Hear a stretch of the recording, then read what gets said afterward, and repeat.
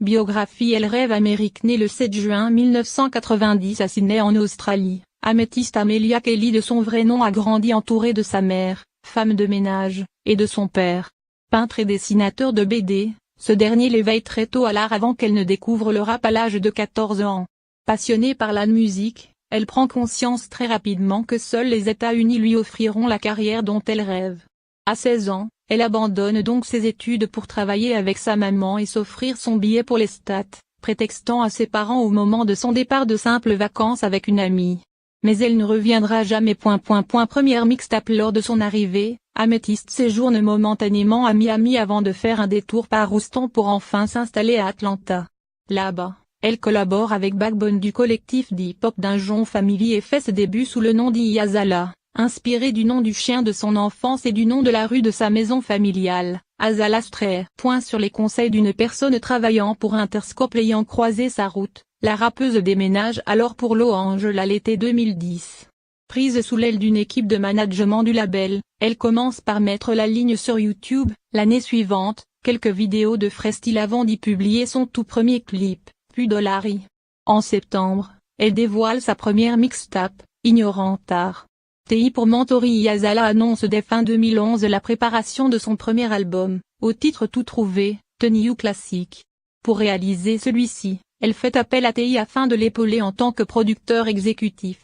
Mais Interscope, qui lui a proposé un contrat, s'oppose à leur partenariat, ce qui entraîne le report de la sortie de l'album, initialement programmé pour l'été 2012.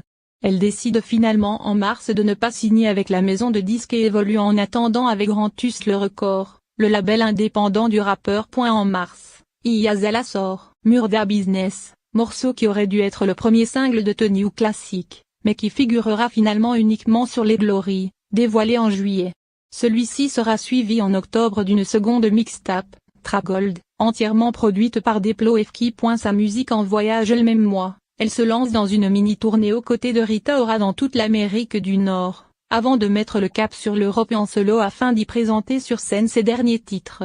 Elle fait ensuite la première partie du Radioactive Tour de la chanteuse au Royaume-Uni en janvier et février et dévoile, au cours de l'un de ses sets, le premier single officiel de The New Classic, Work. La nouvelle va de pair avec l'annonce des premières parties du rappeur né lors de ses représentations européennes du Life Ego Tour.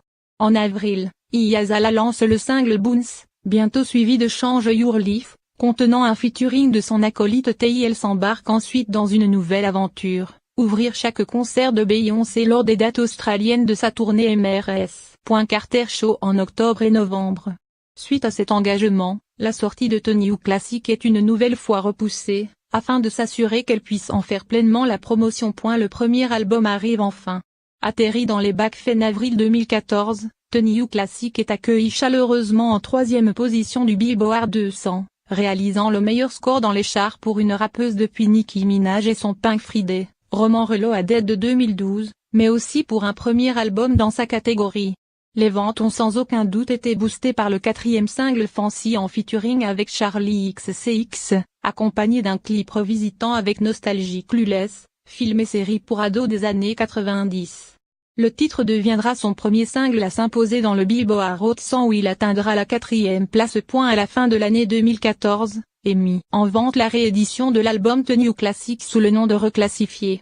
Une artiste versatile, sa carrière bien lancée, Iyazala prête main forte à d'autres chanteuses et apparaît en avril 2014 sur le hit Problème d'Ariana Grande, et rappe même sur la piste Acting Like Ta du 8e album studio de Jennifer Lopez. À Casa César, l'Australienne aux jambes vertigineuses joue également les mannequins pour l'agence Wilhelmina Model International 1, avec qui elle travaille depuis juin 2012 et qui lui permettra notamment d'être le visage de la campagne Go Forte de Levi, puis de la première collection de lunettes de House of Holland. Des collaborations à succès avant de se concentrer sur son second album, Iyazala enchaîne les duos. En effet, à la fin de l'été 2014, de nouveaux titres sont dévoilés, Black Widow, avec Rita Ora et Booty avec Jennifer Lopez. Plus discrète sur la fin de cette année, la star revient en force au début